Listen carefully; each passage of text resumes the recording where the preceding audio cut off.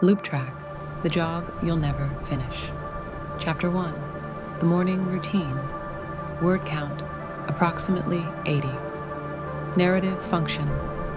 Establish normalcy, introduce setting, and create subtle tension. Description. The narrator introduces their peaceful morning jog ritual on a circular trail in a quiet forest preserve. They mention jogging helps them clear their head. The setting is serene, though they feel vaguely uneasy. Perhaps the trail is too empty today. Their smartwatch clicks to 7:42 a.m. as they begin running.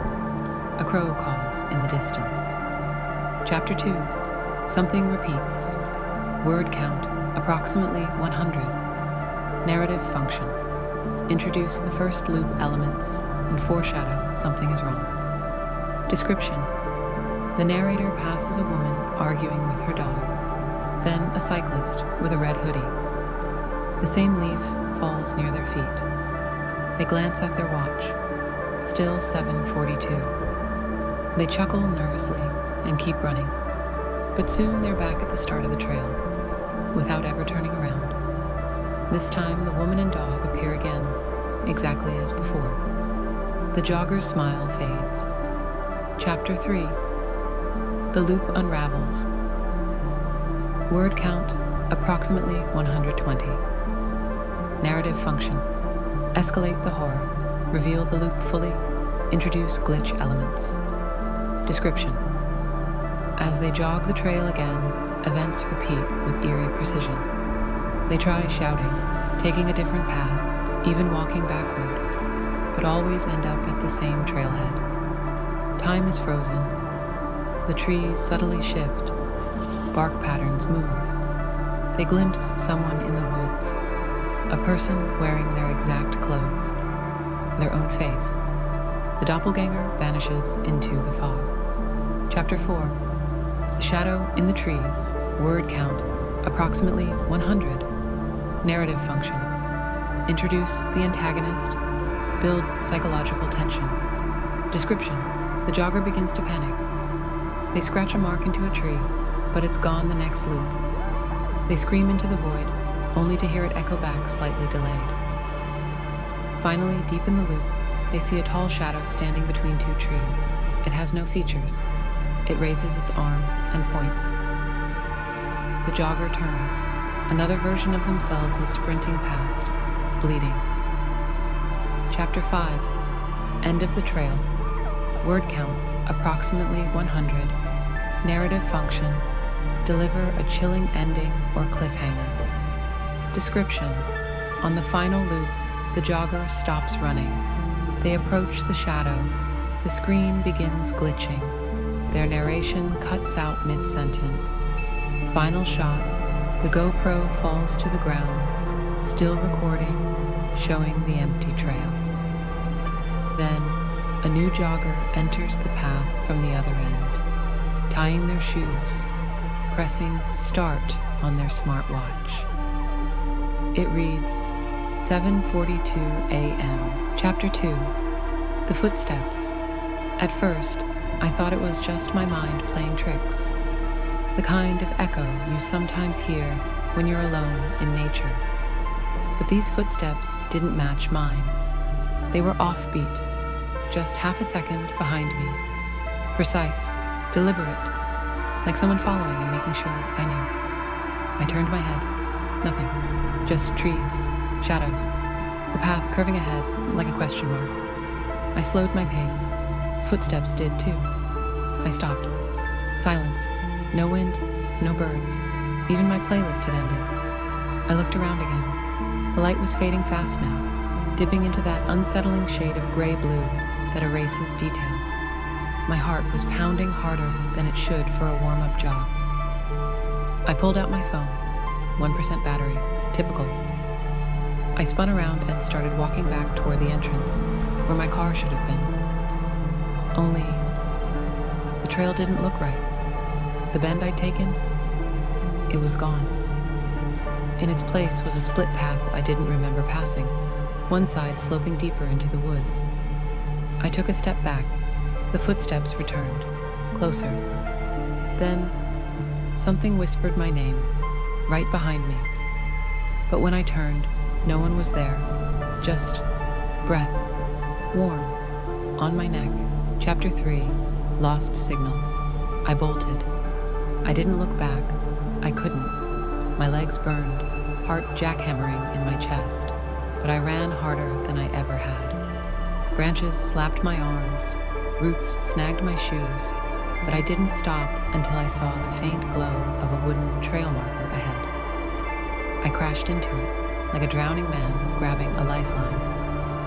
But then I noticed it, scratched into the post in jagged lines. He never left. What the hell did that mean? I reached for my phone again, desperate to call someone, anyone, but the screen flickered and died. My GPS? Dead. Compass? Spinning wildly. No signal. I was cut off. No map, no trail, no idea where I was. I shouted, hoping someone might hear me. My own voice sounded foreign out there, like it didn't belong. The trees absorbed it. Then, a ringtone. Not mine. Close. The sound of a distorted ringtone echoed from deeper within the forest. A faint, tinny version of a popular song, but warped, slowed down like something played on a broken tape recorder. I turned toward the sound. My feet moved on their own, and as I stepped forward, I realized it was my ringtone from a phone I hadn't used in years. Chapter 4, The Hollow Trail. I should have run the other way, but curiosity, or maybe something darker, pulled me forward. The trail narrowed. Branches arched overhead like twisted fingers, blotting out the last scraps of daylight.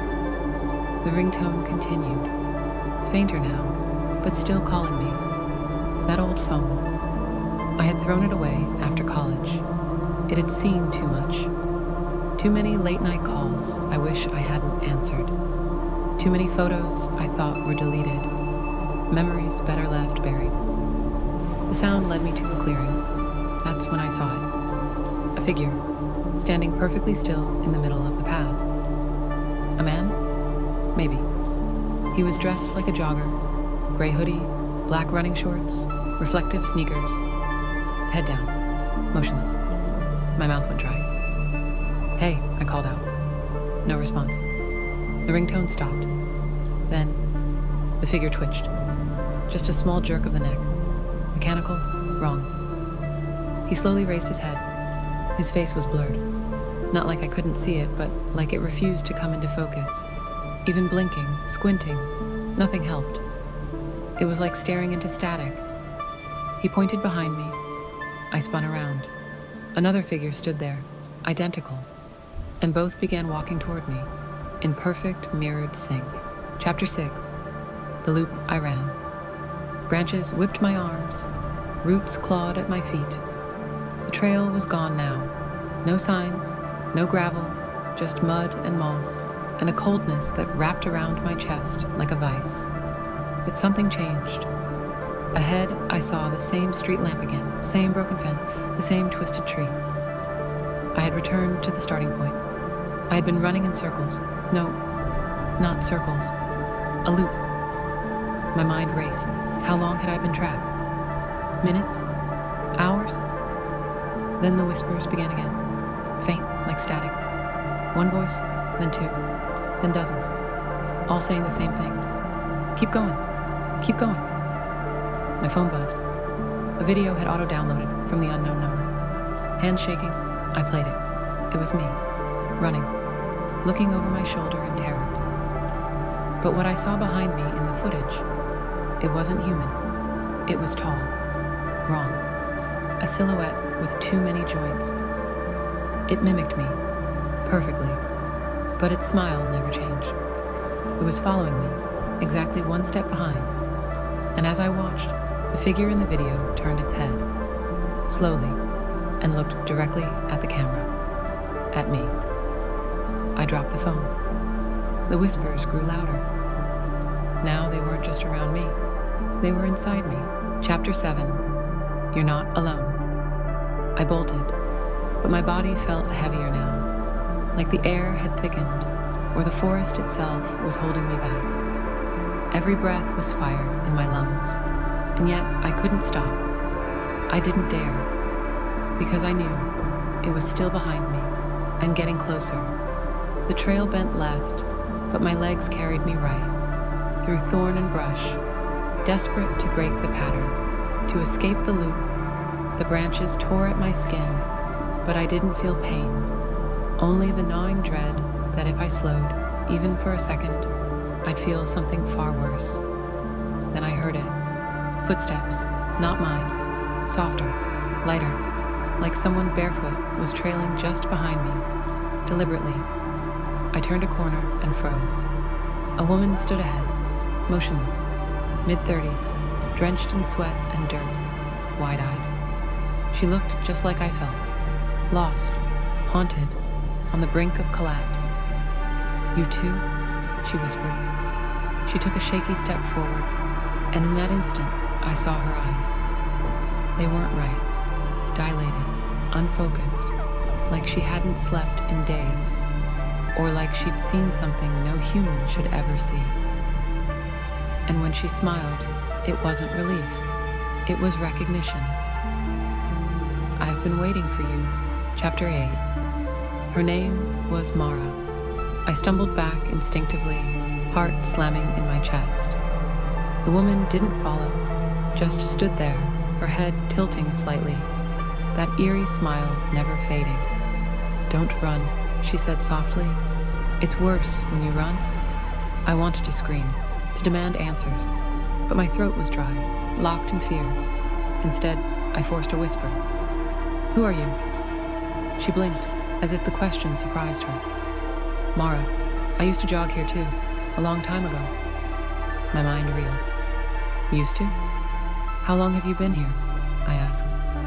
She didn't respond, just slowly turned and pointed down a barely visible side trail, swallowed by trees and fog. "That's where it begins," she said. "That's where the sound lives." The sound? Suddenly it hit me again, that low, rhythmic thud in the distance. Faint, but constant, like something pacing, waiting. "You heard it too, didn't you?" she asked. "That's how it finds you. You follow it, or it follows you." I didn't know what to believe. Was she real? Was any of this? But Mara's eyes met mine, and in them, I saw something I couldn't ignore. Terror. A lifetime of it, and the kind of silence that only comes from someone who stopped trying to escape. Chapter 9. Don't follow the sound. I should have turned around. I should have walked back the way I came, ignored everything Mara said, erased her face from my mind, and gone home. But something about that sound, it pulled. It had rhythm, like it knew my pace, like it was jogging with me, only a few steps behind, or ahead. I looked down the path Mara had pointed to. It was narrower than the rest, overgrown, choked with roots and hanging branches.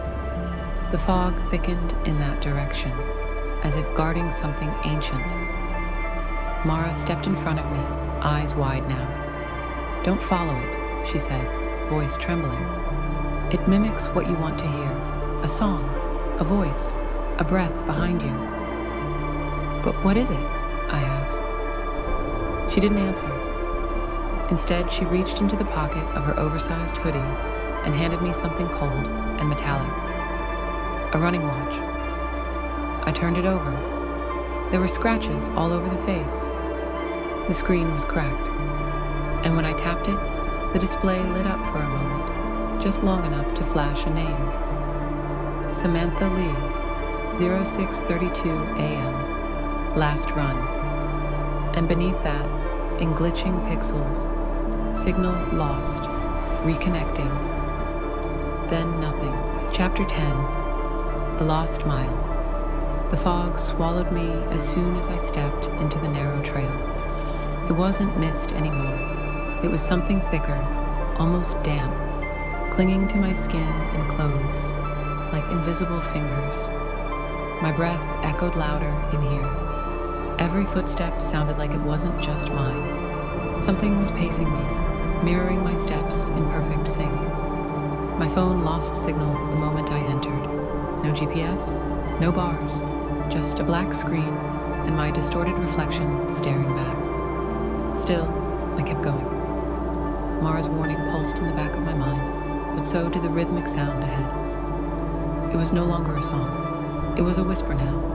My name, over and over, soft, urgent, pleading. Eli, Eli, come closer. I stopped. My heart was thundering. And then I saw them. Shoelaces tangled in the roots. Running shoes. One still on a foot. The rest of the body was barely visible under the overgrowth, bones peeking through decomposed skin. I knelt slowly, stomach tight, and picked up the other shoe. Inside, stuffed deep into the toe, was a torn piece of paper, scrawled in smeared ink. If you hear your name, don't answer. But it was too late, because something behind me whispered again. Eli. Chapter 11. Echoes Behind the Trees. I spun around, fists clenched, lungs burning. Nothing there, just trees, shadows. But I swear, I felt breath on my neck. I ran. Branches clawed at my arms as I tore through the trail, heart slamming against my ribs like it wanted out. The fog moved unnaturally now, sliding around trunks, shifting in front of me like it was trying to herd me, to lead me somewhere. My legs ached, my vision blurred. Still, I pushed. That whisper, my name, kept following, sometimes ahead, sometimes behind. Eli. Then, laughter, twisted, childlike. It echoed from all directions as if the woods were mimicking it, mocking me. Suddenly, a clearing. At the center, a swing set, rusted, out of place, and on one of the swings, Mara. She was swaying slowly, her hair covering her face. Mara. No response. I stepped closer, dread rising like bile. Her head tilted unnaturally until her face stared directly at me, eyes wide, mouth stretched in a smile that didn't belong to her. Not anymore. Found you, she said in a voice not her own. The swing creaked as it moved faster, the sound syncing with my heartbeat. I stepped back, but the ground behind me was gone, just blackness. I fell. Chapter 12. The loop beneath. I woke up choking, mud in my mouth, water in my lungs. Darkness, not just night. This was deeper, colder, like the forest had closed over me. I was lying in a shallow creek bed I didn't recognize, twisted roots rising from the ground like skeletal fingers. The trees here were wrong, taller, impossibly thin, with bark that seemed to ripple like skin. Everything was silent, not a single insect, not even my breath. Then, a sound, my own voice. I think I found something, a playback, one of my old videos, echoing faintly, like it was being played from a phone, just out of reach. I followed it, crawling, then staggering, through the unnatural underbrush. A phone sat in the mud ahead, its cracked screen glowing faintly. My channel opened, but the thumbnail wasn't mine. It showed me, right now, kneeling, filthy, afraid.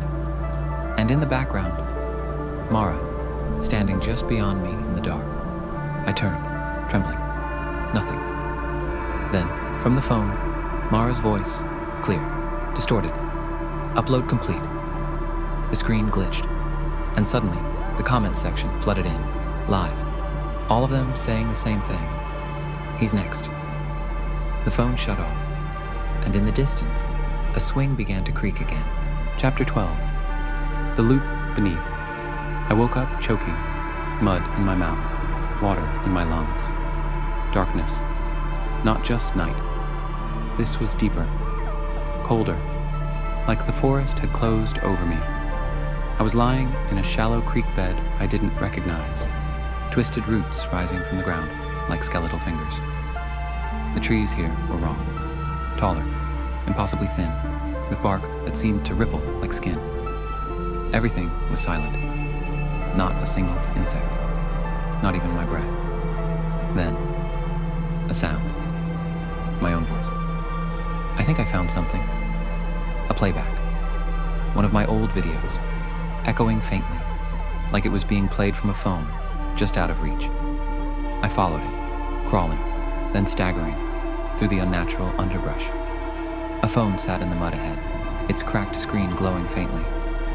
My channel opened, but the thumbnail wasn't mine. It showed me, right now, kneeling, filthy, afraid, and in the background, Mara, standing just beyond me in the dark. I turned, trembling. Nothing. Then, from the phone, Mara's voice, clear, distorted. Upload complete. The screen glitched, and suddenly, the comments section flooded in, live. All of them saying the same thing. He's next.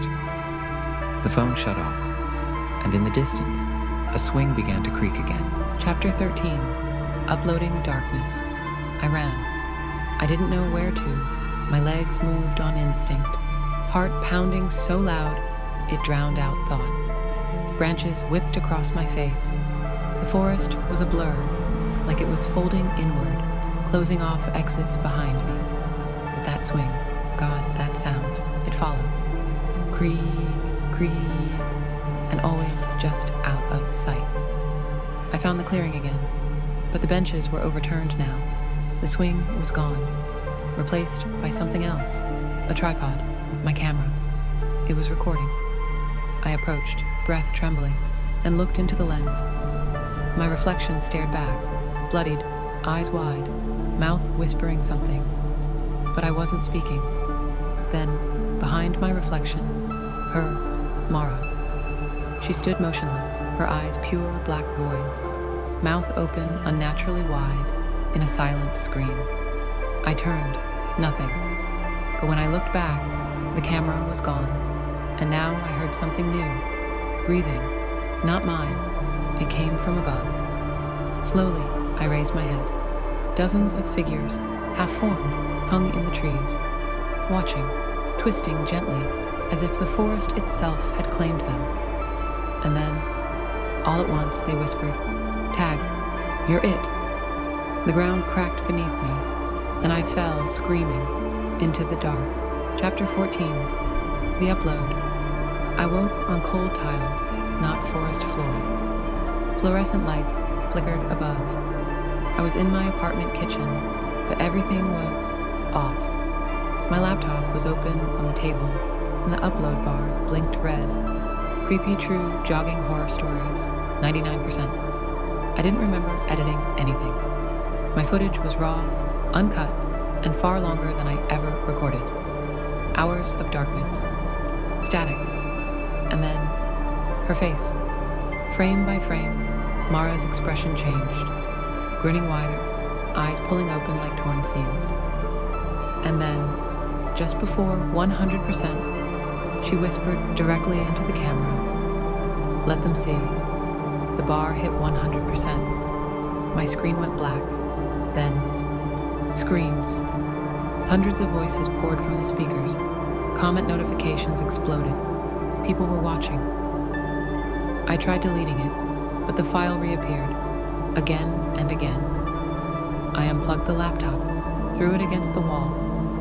But when I looked, the screen was still on, streaming, and in the reflection, my own body behind me, frozen, twisted, staring at the screen with empty eyes. I backed away. A knock at the door. Software. Deliberate. 3 times.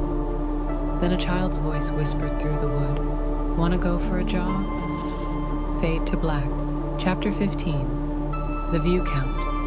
It's been 7 days. The video now has 3.4 million views. No matter how many times I report it, the platform refuses to take it down. The comments keep growing. People saying they see something different each time they watch. Some claim it's just a creepy video. Others say it made them black out. A few haven't commented since. I haven't left my apartment. I boarded the windows, disconnected the power.